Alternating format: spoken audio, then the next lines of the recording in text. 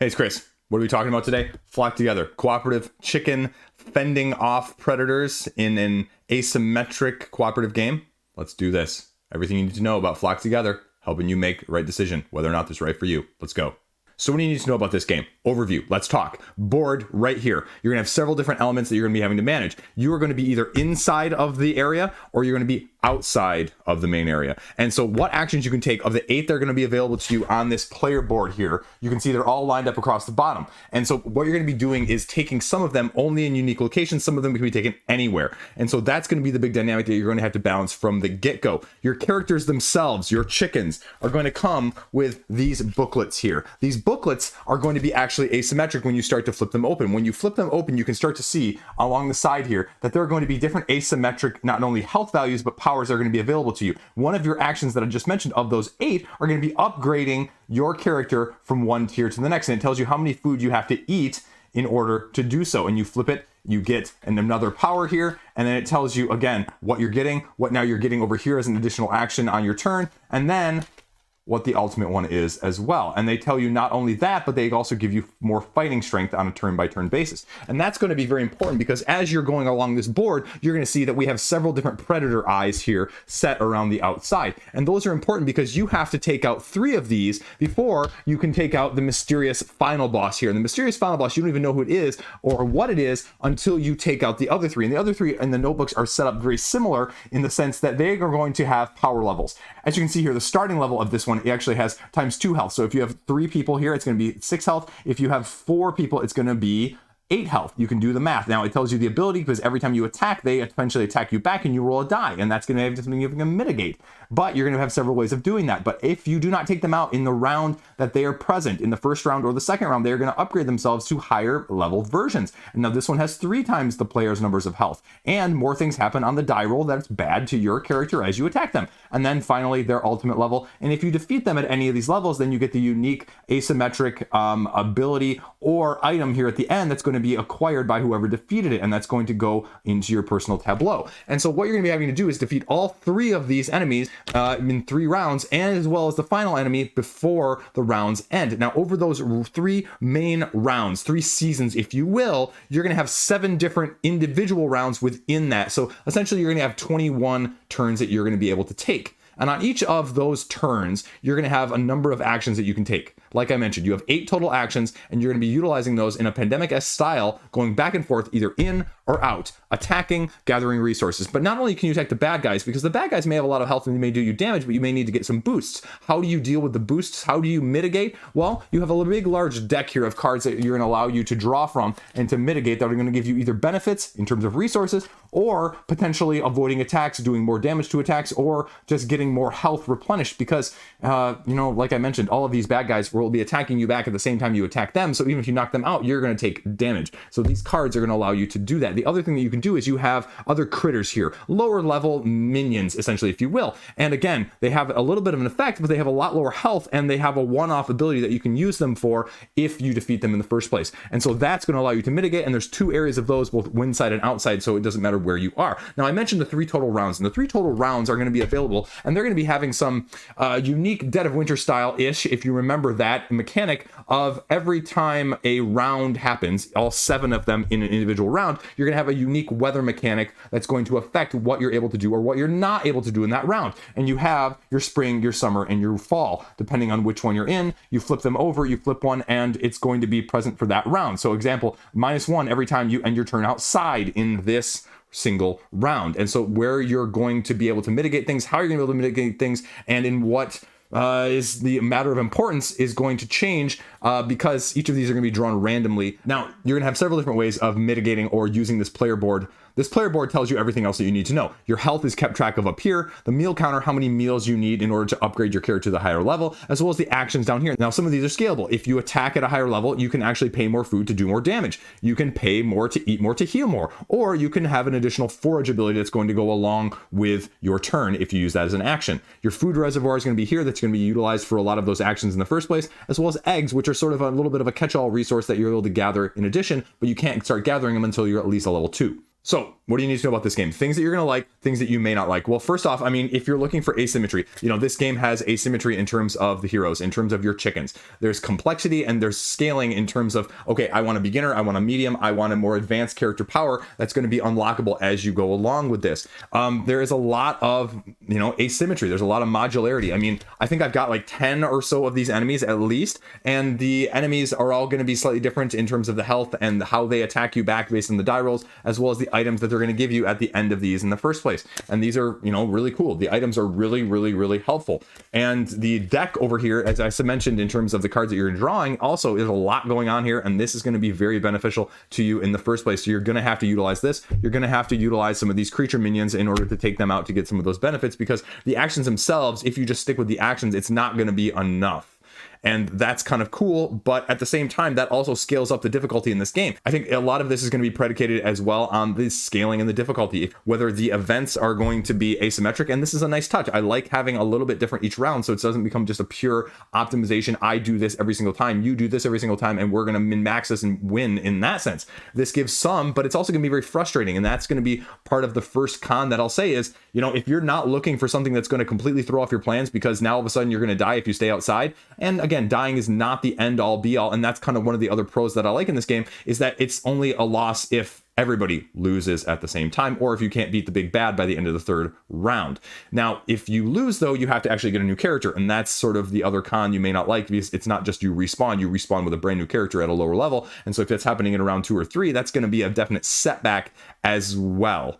So that might be the other issue that I would be a little bit concerned about. Is there some scaling, or is there some way to do that? But it also makes, this game, again, a lot harder, because it's going to penalize you. It's not going to cripple you, but it's going to penalize you significantly for playing in a poor manner in the first place. You can't just go and sacrifice somebody for the sake of sacrificing them, even though, honestly, you may have to as well at some point.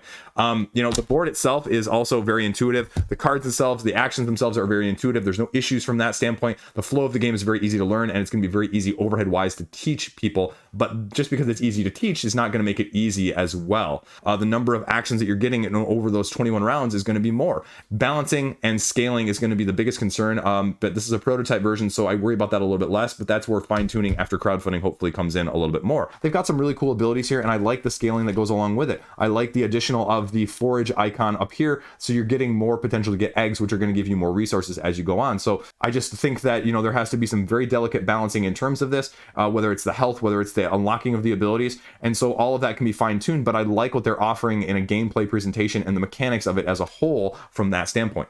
As you have the variety in the minions, as well as the deck that you're going to be drawing from to utilize these cards in the first place. Now, I didn't mention that you only get 2 of these cards in a hand that you can hold at a time, so you have to use them. This is not a hold them. It's a use it or lose it, because otherwise you're going to have to discard one, and you really need to utilize these, because otherwise, again, the difficulty is going to be way too hard if you don't. So final thoughts on this. I mean, if you're looking for something that's easier, streamlined to get into from a cooperative standpoint with a little bit of asymmetry, this fits the mark very, very well. It was not difficult to teach. It was not difficult to learn. It was not difficult to actually play. Play well, though, on the other side of things, that's a completely other manner. And that goes to, okay, am I just a bad gamer? Which, is the truth of things oftentimes, but also just making sure that balancing is right in the final game. It's not too easy. It's not unwinnable, but it's also rewarding you for playing smart as well. So pros, this is a really fun game. This is actually a great spin-off of a next level pandemic-esque style game, as I mentioned, with the 8 different actions you're going to be taking on the player board, going back and forth between the areas. Because the issue with some of the similar games is that you can, again, just take those actions anywhere, anytime, any place, and that's the main mitigation. And having to move around a little bit in that sense also gives it a little bit of a step up in terms of that. It's just a nice feature, and it works really, really well. I'm very, very happy playing this game as a step up from a pandemic. It's not going to be at your level of, say, something Spirit Island or anything along those more complex asymmetric routes, but it's going to give you enough there. I mean, and that's probably the other concern if you're looking at this and saying, okay, where is the asymmetry? I mean, the asymmetry comes in for the majority of the part with your characters themselves, with their, 3 powers as you flesh them out and upgrade them. And the other modularity that goes along gives it a little bit of fresh air in terms of the seasons as you're going through, not only with that, but the incredibly large deck of the item cards that I mentioned, as well as the grubs and the insects and the little minions that I talked about earlier. The other con in that same regard would be something along the lines of, if you're really looking for a depth of asymmetry where your overall actions are the same, but how you're taking the actions are dissimilar, sort of like with a Spirit Island, if you will. I mean, these main 8 actions are all the same for all the characters.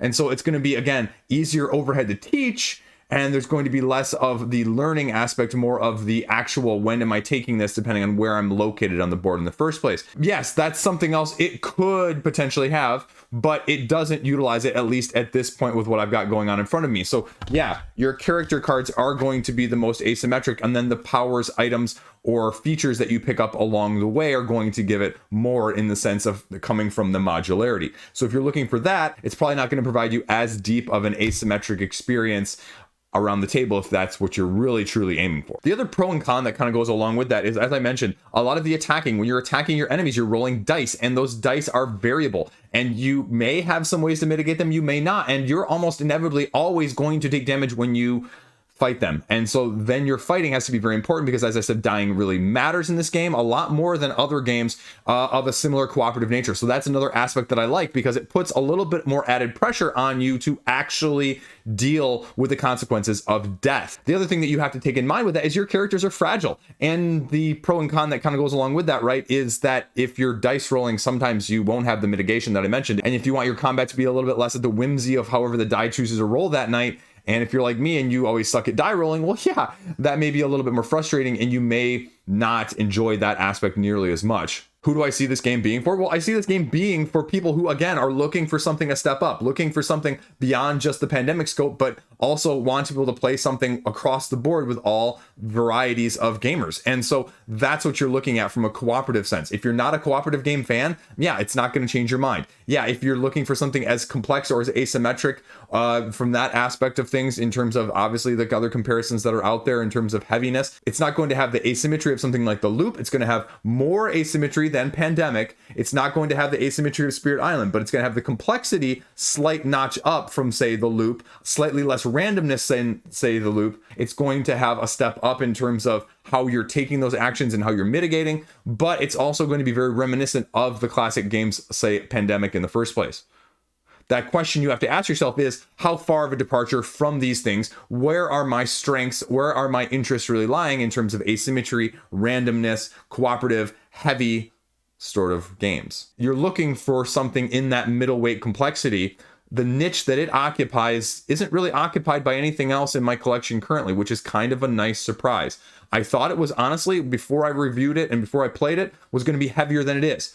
I'm actually pleasantly surprised that it's not quite as heavy, but if you're looking for something quite heavier, this is going to fall short for you, and so you may want to look elsewhere. All in all, coming to crowdfunding, this is a very, very solid cooperative game. Easily one of the best cooperative games I've played this year, hands down. But it's got some asymmetry, it's got a very unique theme, and it's going to provide a lot of fun. Now, again, small criticism here at the end, the board, and they've already told me that the board is going to be more laid out, because you can see that, apart from the really rough drawing here, there's not really, over here and over here and over here and over here. And so they're going to clarify that, and some of those things are going to be fine-tuned because this is a prototype copy in the first place. So I have no qualms about worrying about that side of things in the first place. But that's Flock Together, and if you're interested, give it a look-see.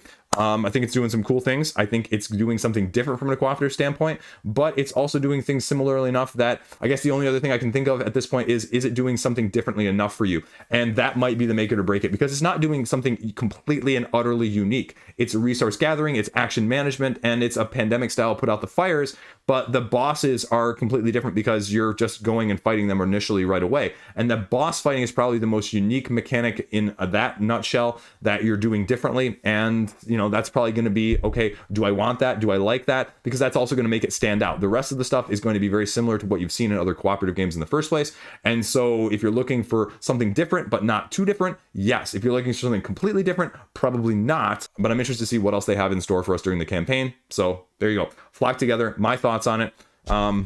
Shout out, doing wooden meeples. Love it. Okay, there you go. Let me know if you have any comments, questions, or concerns in the comment section down below.